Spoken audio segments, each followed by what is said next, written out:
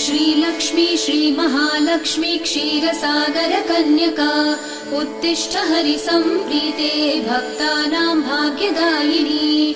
श्रीलक्ष्मी श्रीमहालक्ष्मी क्षीरसागर कन्यका उत्तिष्ठ हरिसम्प्रीते भक्तानां भाग्यदायिनी।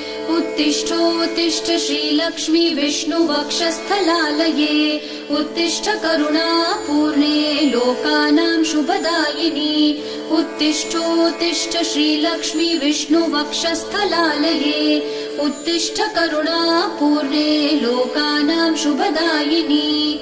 श्रीपद्ममध्यवसिते वरपद्मनेत्रे श्रीपद्महस्तचिरपूजित पद्मपादे श्रीपद्मजात जननी शुभपद्मवक्त्रे श्रीलक्ष्मी भक्तवरदे तव सुप्रभातम्।